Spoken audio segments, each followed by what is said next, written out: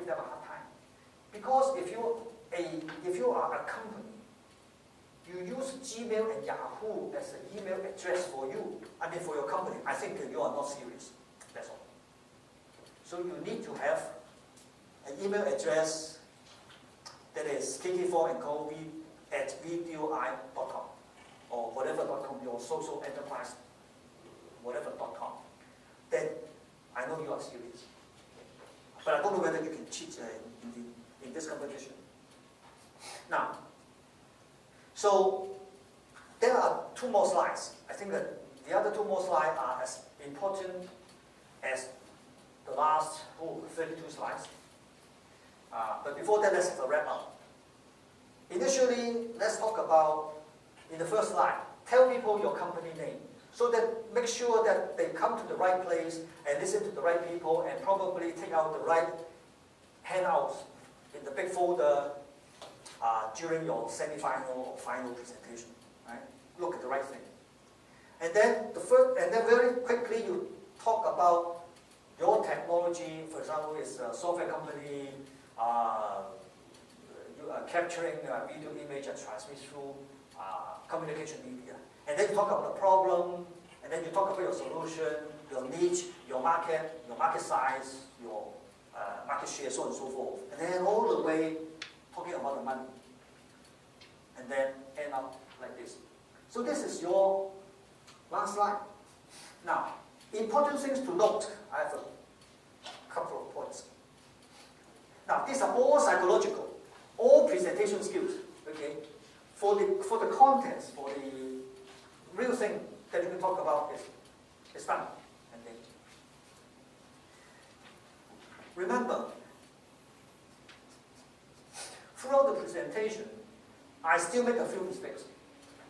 Technically, for people to see it visually with the eyes. A research done about 20 years ago. At that time, we have no PowerPoint, we have no computer presentation. You probably haven't gone through it, but for my age, when I was very, very young, I went through that. You use the transparency, you type on the typewriter, use a photocopier, get a transparency to go through, and then you project the image, and then you flip one by one. At that time, a research was done in the US. For people to use a typewriter for whatever font size that you want to type, you can only see legibly 7 by 7, meaning 7 English words in a row and 7 rows. Because you don't have this type of very thick type of a very bold type of thing in a typewriter, electric typewriter, or even electronic typewriter. At that time, it was 7 by 7. Sometimes the words are bigger, sometimes the words are smaller. But now, with the PowerPoint, with the computer age, it's changed. Still 7 words in a row, but 9 rows.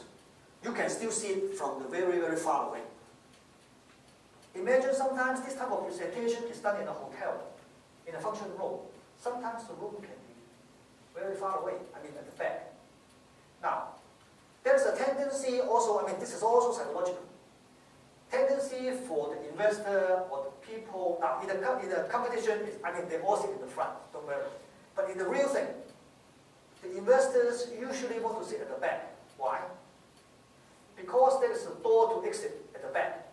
It will be less, embarrassed to quietly go away from the back. If you sit in the front, you don't go to the back, it's very disturbing. Sometimes you feel embarrassed. So people will sit at the back. So you make sure that people can see it, right? Also, for people with the money, the real investors, sometimes they may be old, in the 40s, in the 50s, or even in the early 60s. They're getting old, their eyesight are not so good. So if your typeface is too small, they just cannot see it, period. And then you defeat all the purpose, right? 7, now is 7 times 9. Please, no typo. If you have a title, that defeats all the purpose, because people will think you are not serious, that's all.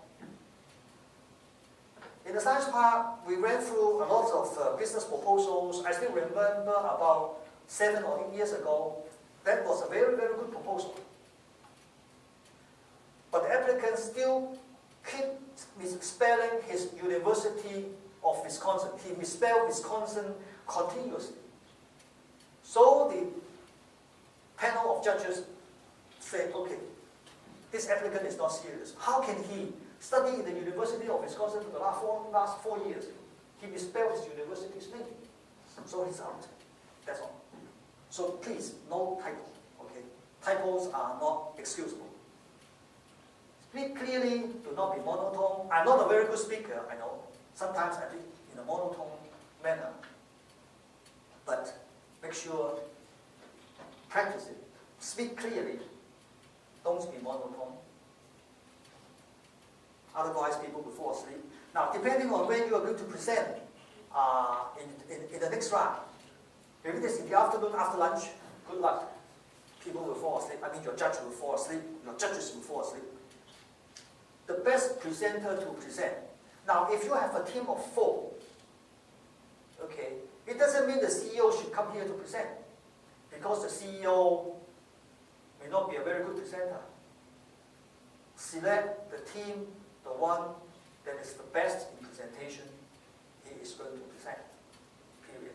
Now, for the real case, for a company, the CEO, sometimes the CTO, he's an engineer or scientist. I'm not talking anything ill about the scientists or engineers. Sometimes scientists and engineers are not very good presenters. Okay. Maybe you should have a marketing person, a salesperson to come and present. Take the best one to present. Otherwise, I mean, it makes all the difference. Some gestures and some movement. Now, sometimes I walk here, but I never, go away and then, talk, and then I do this. Now, in American presentations, I mean the Americans, they are not on business plan, but in public speaking, the Americans sometimes, a lot of gestures, walk here, walk there. Now, for this type of presentation, that would be very disturbing. Not to mention that, you have the screen. But some kind of a gesture, don't, just stand there for too long. Even for 15 minutes, sometimes that may be boring. And then sometimes your legs will feel stiff, right? Anybody in law school? No? Now, if you go to law school, in the 4th year PCLL, there will be mock, environment of the court. Okay? As a PCL student or law school student, you're supposed to be the future lawyer. You go to the law court and then you defend your client. No earring that swings for women, right? Okay. It will be very, very disturbing, even if you do not walk so much. I mean, earring keep on, because your head will move. It will be very disturbing for the judge in the law court to keep, looking at the female lawyer, with the earring that keep on swinging. No excessive jewelry or ornaments. Even if you are rich, take away your 5 or 6 diamond rings. I mean, put it home first. Don't have so much, necklace and so on. Sometimes a little ornament, maybe even, I don't even recommend a pearl type of a necklace. I mean, sometimes that is a bit excessive. Anybody play music? Piano or anything? Now, in this type of presentation, 15 minutes. Now, the music competition rule applies. I've experienced personally myself, I'm not a musician. I have no music talent.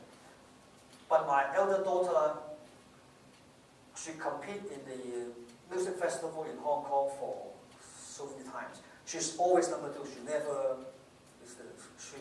got the first one. She always loses to a Colin Lee. Her age, Legado. She's really good. Now, my daughter is not good. She was not good in playing the music, but she got some kind of talent.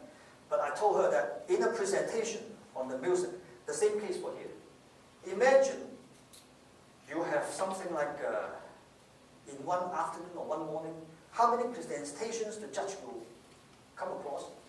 10, 8.